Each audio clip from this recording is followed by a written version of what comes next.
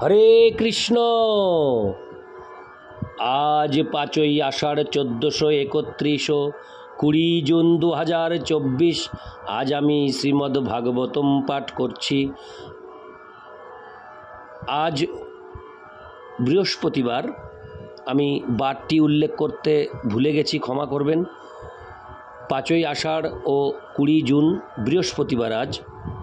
আজ আমি শ্রীমদ্ ভাগবতম পাঠ করছি। আজ আমি পাঠ করছি শ্রীমদ্ ভাগবতমের 3য় স্কন্ধ 2য় অধ্যায়, ভগবান শ্রীকৃষ্ণের স্মরণের শ্লোক 8, 9 ও 10।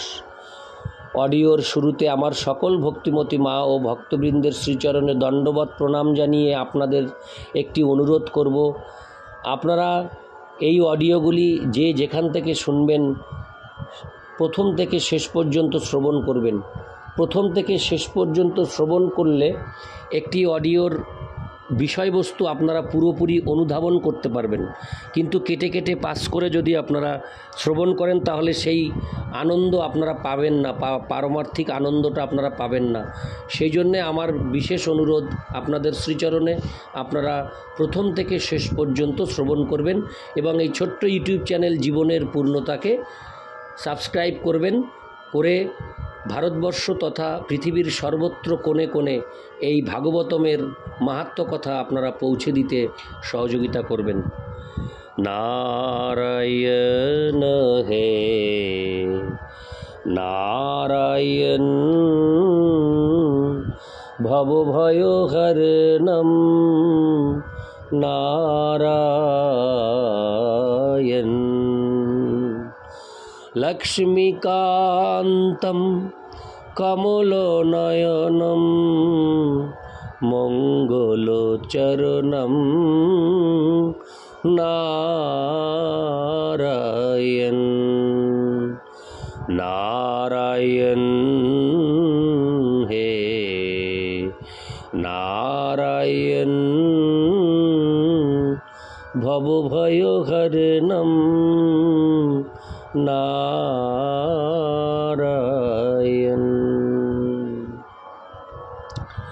শ্লোক 8। দুর্ভগবত লোকহয়ং যদবনিতরামপি যে সংবস্তন্ত ন বিদুর্হরিং মিনা ইব রূপম। অনুবাদ: সমস্ত গ্রহলোক সহ এই ব্রহ্মাণ্ড অত্যন্ত দুর্ভাগ্যশালী এবং তার থেকে অধিক দুর্ভাগা হচ্ছে যদুবংশের সদস্যরা, কেননা তারা শ্রীহরিকে পরমেশ্বর ভগবান রূপে চিনতে পারেননি। ঠিক যেমন চন্দ্র সমুদ্রে থাকার সময় মাছেরা তাকে চিনতে পারেনি। তাৎপর্য: এই জগতের যে সমস্ত মানুষ শ্রীকৃষ্ণের সমস্ত দিব্য গুণাবলী দর্শন করা সত্ত্বেও তাকে চিনতে পারেনি, সেই সমস্ত দুর্ভাগাদের জন্য উদ্ভব শোক করেছেন। কংসের কারাগারে আবির্ভাব থেকে শুরু করে তার মৌসল লীলা পর্যন্ত, যদিও তিনি তার ঐশ্বর্য, শক্তি, যশ, জ্ঞান, রূপ ও বৈরাগ্য এই ষড়ৈশ্বর্যের মাধ্যমে ভগবানের শক্তির প্রদর্শন করেছেন, তা সত্ত্বেও এই জগতের মূর্খ মানুষেরা তাকে পরমেশ্বর ভগবান রূপে চিনতে পারেনি। মূর্খ মানুষেরা তাকে একজন অসাধারণ ঐতিহাসিক পুরুষ বলে মনে করতে পারে, কেননা তার সঙ্গে তাদের কোনো অন্তরঙ্গ সম্পর্ক ছিল না। কিন্তু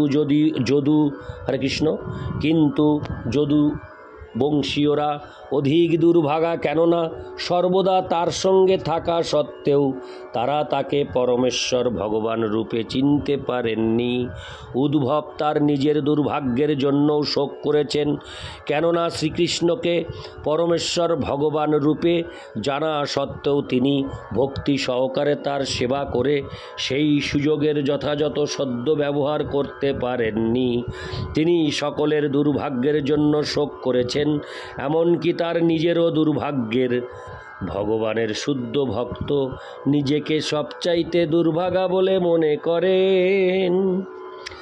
তার কারণ হচ্ছে ভগবানের প্রতি তাদের অত্যাধিক প্রেম এবং বিরহ বেদনার অপ্রাকৃত অনুভূতি। শাস্ত্র থেকে জানা যায় যে চন্দ্রের জন্ম হয়েছিল ক্ষীর সমুদ্রে। উচ্চতর লোকে ক্ষীর সমুদ্র রয়েছে এবং সেখানে পরমাত্মা রূপে প্রতিটি জীবের অন্তঃকরণের নিয়ন্তা শ্রীবিষ্ণু ক্ষীরোদকশায়ী বিষ্ণু রূপে অবস্থান করেন। যারা লবণ সমুদ্র ছাড়া আর কিছু দর্শন করেনি বলে ক্ষীর সমুদ্রের অস্তিত্বে বিশ্বাস করে না, তাদের জেনে রাখা উচিত যে এই পৃথিবীর আরেকটি নাম হচ্ছে গো, যার অর্থ হচ্ছে গাভী। গাভীর মূত্র লবণাক্ত এবং আয়ুর্বেদীয় চিকিৎসা শাস্ত্র অনুসারে যকৃতের রোগীদের জন্য গাভীর মূত্র অত্যন্ত কার্যকারী। সেই সমস্ত রোগীদের গাভীর দুগ্ধ সম্বন্ধে কোনো অভিজ্ঞতা না থাকতে পারে, কেননা যকৃতের রোগীদের কখনো দুধ দেওয়া হয় না। কিন্তু সে নিজে কখনো গাভীর দুগ্ধ আস্বাদন না করলেও তার জেনে রাখা উচিত যে গাভীর দুধও রয়েছে। তেমনি যে সমস্ত মানুষ কেবল এই ক্ষুদ্র গ্রহটি সম্বন্ধে অবগত, যেখানে লবণ জলের সমুদ্র রয়েছে, তারা চাক্ষুষ দর্শন না করলেও শাস্ত্র থেকে তত্ত্ব সংগ্রহ করতে পারে যে দুধেরও সমুদ্র আছে। এই ক্ষীর সমুদ্র থেকে চন্দ্রের জন্ম হয়েছিল, কিন্তু ক্ষীর সমুদ্রের মাছেরা তাকে চিনতে না পেরে তাদেরই মতো একটি মাছ বলে মনে করেছিল।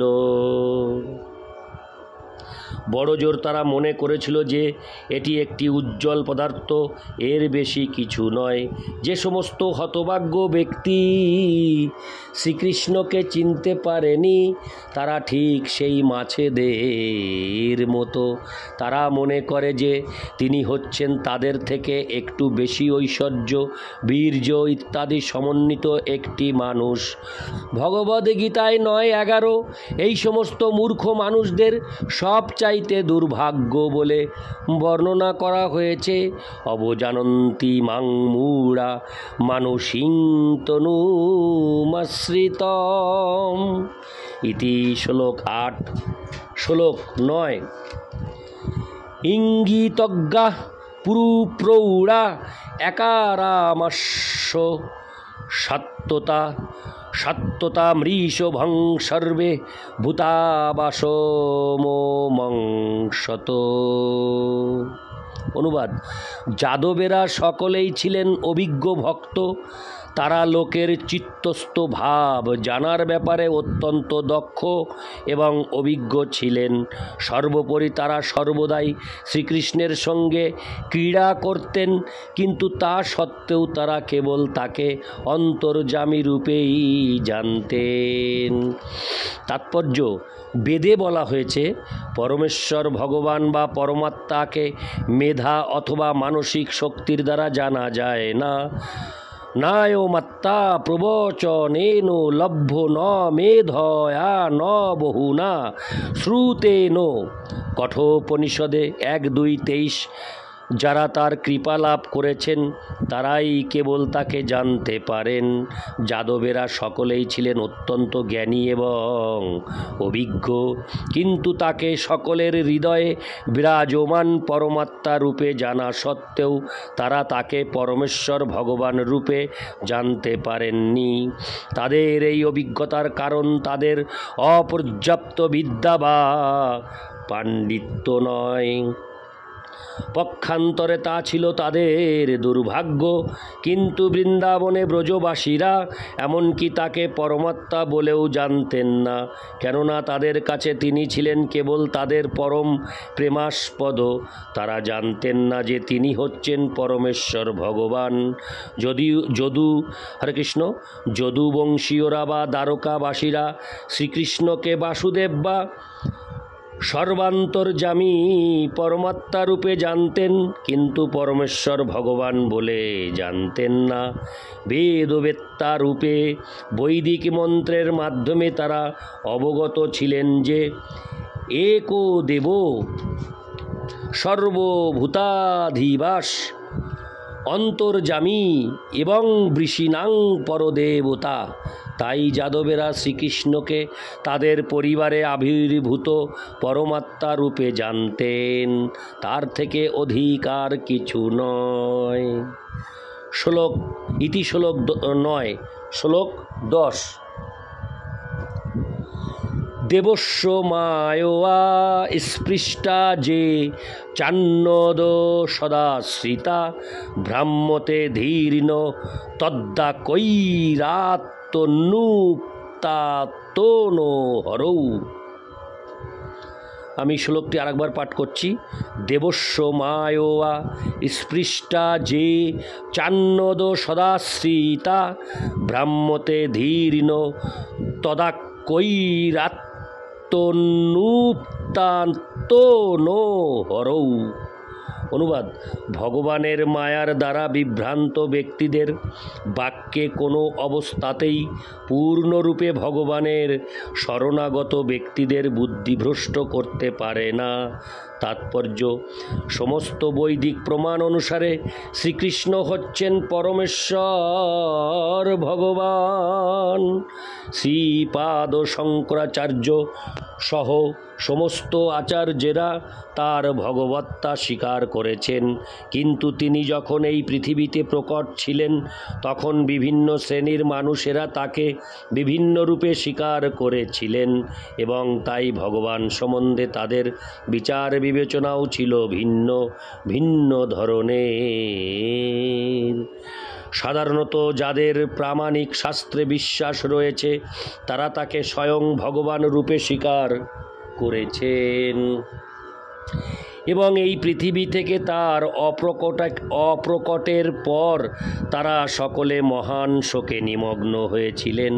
প্রথম স্কন্ধে আমরা ইতিমধ্যেই অর্জুন ও যুধিষ্ঠিরের বিষাদ আলোচনা করেছি, যাদের কাছে শ্রীকৃষ্ণের তিরোধান তাদের জীবনের অন্তিম মুহূর্ত পর্যন্ত অসহ্য ছিল। যাদবেরা কেবল আংশিকভাবে ভগবান সম্বন্ধে অবগত ছিলেন, কিন্তু তারা ছিলেন মহিমান্বিত, কেননা ভগবানের সাথে সঙ্গ করার সৌভাগ্য তাদের হয়েছিল এবং যারা তাদের বংশের প্রধান রূপে আচরণ করেছিলেন তারাও ঘনিষ্ঠভাবে ভগবানের সেবা করেছিলেন।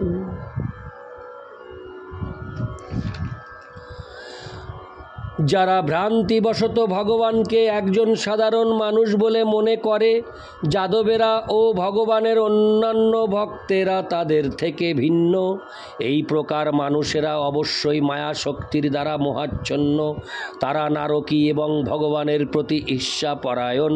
মায়া শক্তি তাদেরকে অত্যন্ত প্রবলভাবে প্রভাবিত করে, কেননা তাদের উচ্চ জড় শিক্ষা সত্ত্বেও তারা শ্রদ্ধাহীন এবং নাস্তিক্যবাদের দ্বারা প্রভাবিত। তারা সর্বদা পরমেশ্বর ভগবান শ্রীকৃষ্ণকে একজন সাধারণ মানুষ রূপে প্রমাণ করতে অত্যন্ত আগ্রহী এবং তারা মনে করে তিনি ধৃতরাষ্ট্রের পুত্র এবং জরাসন্ধ আদি ও আসুরিক রাজাদের হত্যা করার চক্রান্ত করে বহু পাপ করার দরুন একজন ব্যাধ কর্তৃক নিহত হয়েছিলেন। এই সমস্ত মানুষেরা ভগবদ্গীতার বাণী ন মাং কর্মাণি লিম্পন্তি, ভগবান কখনো কর্মফলের দ্বারা প্রভাবিত হন না।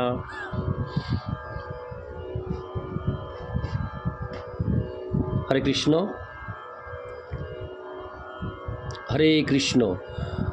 ভগবান কখনো কর্মফলের দ্বারা প্রভাবিত হন না, তাতে বিশ্বাস করে না। নাস্তিকদের মতে ধৃতরাষ্ট্রের পুত্রদের বধ আদি পাপ কর্ম সম্পাদন করায় শ্রীকৃষ্ণের প্রতি ব্রাহ্মণদের অভিশাপের ফলে শ্রীকৃষ্ণের পরিবার যদুবংশ ধ্বংস হয়েছিল। এই প্রকার কৃষ্ণ নিন্দা ভগবানের ভক্তদের হৃদয় স্পর্শ করতে পারে না, কেননা তারা সব কিছু সম্বন্ধে যথার্থ জ্ঞান সম্পন্ন। ভগবান সম্বন্ধে তাদের বুদ্ধি কখনো বিচলিত হয় না, কিন্তু যারা অসুরদের কথায় বিচলিত হয় তারাও নিন্দনীয়। এই শ্লোকে উদ্ভব সেই কথাই বলেছেন। ইতি শ্লোক 10। नारायण हे नारायण भवभयहरणं नारायण नारायण हे नारायण भवभयहरणं नारायण।